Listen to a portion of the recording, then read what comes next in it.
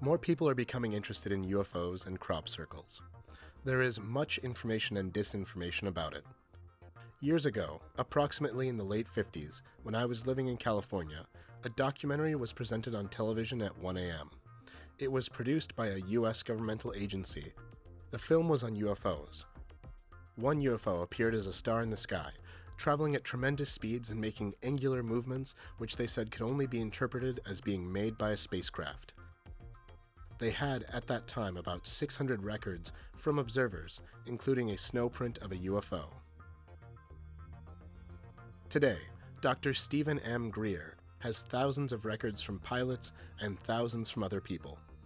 In May 2001, Greer held a press conference at the National Press Club in D.C. that featured 20 retired Air Force, Federal Aviation Administration, and intelligence officers. In the documentary movie Thrive, former officials of the government and the Federal Aviation Administration, including Apollo astronaut Edgar Mitchell, stated that they had seen records of UFOs. Several Navy officers witnessed a UFO knock out a nuclear warhead on a ship, which then tumbled into the sea. So, why are governments denying its existence? Benjamin Krem is a disciple who is in touch with his master. He stated in an interview with a reporter from Slovenia that most of the sightings come from people of Venus and Mars. He explained that the dense physical Earth has subtle higher dimensions, which we refer to as the etheric. These spacecrafts are in a dimension invisible to our eye, unless we have etheric vision. Young children and animals sometimes see what we call ghosts, or entities out of their physical body. When the space people lower the rate of vibration of the spacecraft, it can then be visible to us. On the other planets, people can be in their etheric body and therefore invisible to us. Because we do not see them, we think they do not exist. The reason so many of these numerous spacecrafts are visible is to alert humanity that something wonderful is taking place and will soon be manifested when all the wars cease. They work with the spiritual hierarchy of our planet. Krem said all the space vehicles have listening devices, which may be 2 or 2.5 feet in diameter. They can be directed from the spaceship itself, which might be, if it is the usual scout ship, 30 feet in diameter. These are sent down and connected energetically with the mothership. They have instruments which can read the reports, which are fed into very advanced computers. These pick up data on everything: the quality of the air, the thoughts and ideas of individuals, if necessary. They may hover outside a room here and listen to this conversation, for example. They cannot be shot down. They have a force field around them. They have often been fired at by fighter planes, sent up to intercept them, but there is no way anything can penetrate the force field of the ship.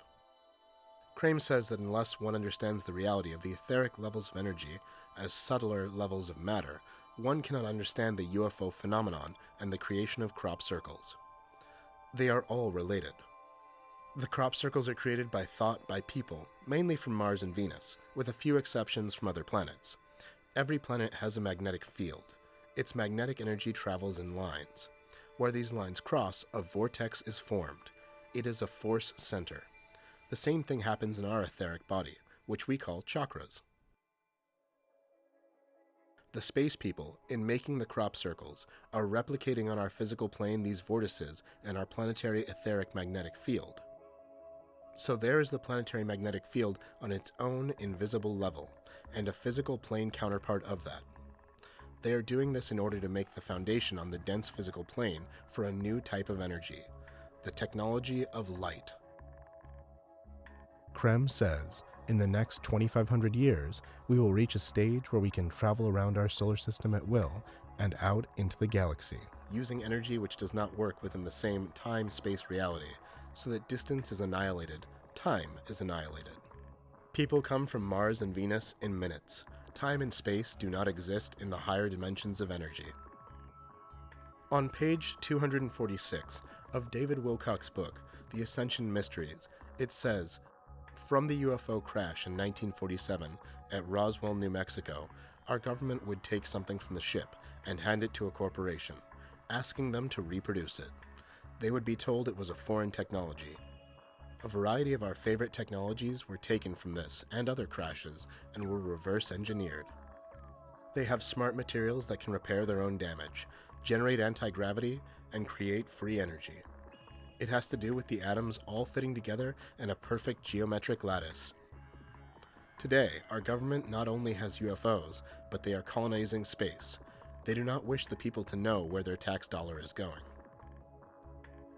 In connection with the crop circles, which have appeared all over the world and not just in England, Crane says the crop circles are made by energy. The people in the spaceship form a design in their mind, simple or complex, and then, with a combination of technology and thought, that design is created in the crop. They always use a universal system based on 9 rather than 10, which we will adopt in the future. When we understand the nature of the mathematical ratios in the true sense, we will begin to understand the crop circle better. They are designs carried out to a certain universal formula.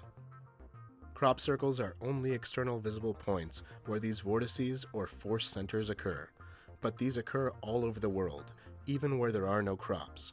In this way, they are forming a magnetic grid which will be a source of energy on the physical plane, like storage tanks of energy.